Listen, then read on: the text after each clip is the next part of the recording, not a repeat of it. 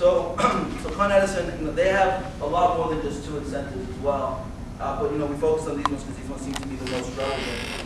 The Con Ed Targeted Load Reduction Program, also known as the Demand Side Management Program, that provides highly subsidized lighting upgrades for businesses in. Oh no, the images aren't coming out. I'm sorry.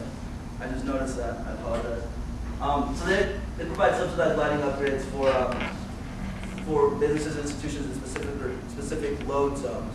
So the thing is that certain parts of the grid are very straight, and that's what during hot summer days, and when ACs are running, that's what causes the blackouts. When the demand of electricity is more than what the Con Ed can supply. So instead of creating or building a new substation, it's more cost effective for Con Ed to go out and actually pay for upgrades. So they usually subsidize them around 70%, including both parts and labor and material. And that's for all lighting. So 2 fixtures are usually about 70% subsidized. Screw-in lights, incandescent CFLs, those are free. And exit signs are also replaced for free. Still talking about commercial? Yes, this is all commercial. That's all we're going to talk about today. Is there a threshold for qualifying? No, there isn't. Not for this one. Yeah, this one is basically it's anybody that's got it's in the specific zone.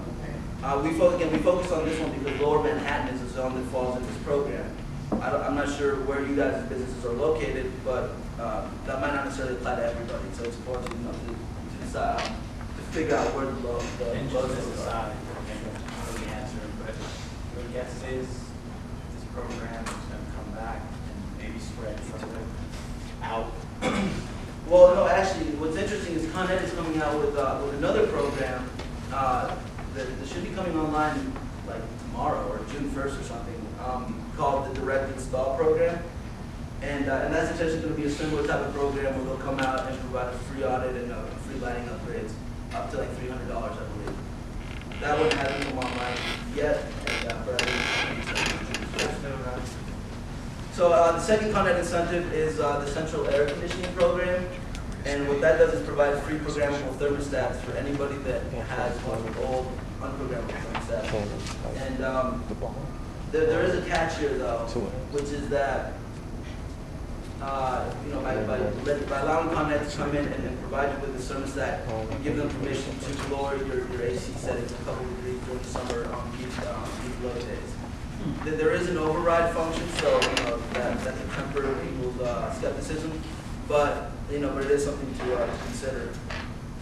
So you're just saying because this is one of those $50 programs, they have the right to come in and change Well, no, basically it's controlled. You can control it via the internet. And so okay, so that's what I wasn't sure. So they can come in and dial into it. Exactly, they can reduce your AC settings a couple of degrees. Nothing wrong with that. And the Depends on your view. Are you here for the world or are you here for yourself? okay. All right. They brought you out anyway. All right, we're moving forward. I started a controversy. No, it's good. We like that. We like that, and I promise there's going to be some more interactive parts towards the end when we talk about the solutions. So DEP, the Department of Environmental Protection, they focus a lot on water issues locally, and so the incentives that we're focusing on here are related to water. The first is the water audit program or water assessment program. They'll essentially come out and do a free water efficiency assessment for small businesses. Not every type of small business qualifies for this incentive. It's mostly for like restaurants and laundromats and water and businesses that use a lot of water. And the second is a water conservation kit program, and this is available to anybody, commercial, residential, young or old. Essentially, they'll submit an application for one, and they'll send you out a box that is full of aerators, water test kits, and low flow shower heads, and things like that. And that's a great program most people don't know about. Any questions? And you can access that to the DEP website? Exactly. Okay, so moving on from incentives, actually before I do, I just want to mention, the reason why, I mean, for you business owners, it's very straightforward why we I focus so much on incentives. But we're coming off this program where we're training young adults on how to go out and engage businesses in this conversation. So for us, it was important to emphasize to them how valuable these incentives are and how to convey that to business owners. A lot of business owners are low on cash flow right now, and things like this might not make the priority, but if you're able to sort of present it as an incentivized program or a subsidized program, that might be more appealing. So I'd like to start with that to let you guys know there's a lot of money out there, a lot of resources to help do this. You're definitely not on your own. So now the audit process. As I mentioned before, there's 3 levels of auditing, right? There's the walkthrough level, which is your site assessment. You walk in, what you can see with your eyes, what you can know, and then you can probably use some Excel software, some basic software to do the analysis. Then the medium level of audit takes it a little bit beyond that. But really, the big distinction is with the level 3 audit, which includes a full energy model. Using some pretty sophisticated software. Department of Energy has developed some software that a lot of people use. Yeah, the blower door. Although the blower door is typically more for residential applications. Why don't you do that? That's kind of fun. What's funny is I took a lot of blower door stuff out because we're focusing on commercial. But so anyway, so what I want to talk about here today is a level 1 audit, and that's an audit that any one of you guys can do on your own facility, and we're going to go through a lot of recommendations. And if anybody has any questions or wants some assistance with that, please reach out. We have a lot of trained interns that would love to come out and help you. So the audit process, I broke it down into 3 parts: the pre-audit, the actual walkthrough itself, and then the post-audit. And we'll go through it here. So the pre-audit, the big thing you want to do prior to going into doing the walkthrough is you want to do your billing analysis. There's a lot to be learned just by looking at the bills. First of all, you can determine whether or not the company is using an ESCO, a third-party energy service provider. And there's a lot of reasons why that's important. Again, a lot of businesses don't even know that they're using them. So I've gone to businesses that are using ESCOs, been using them for a year, and they have no idea. And they're complaining that their bills are high, but they don't even have the knowledge of the fact that they've engaged a third-party contractor.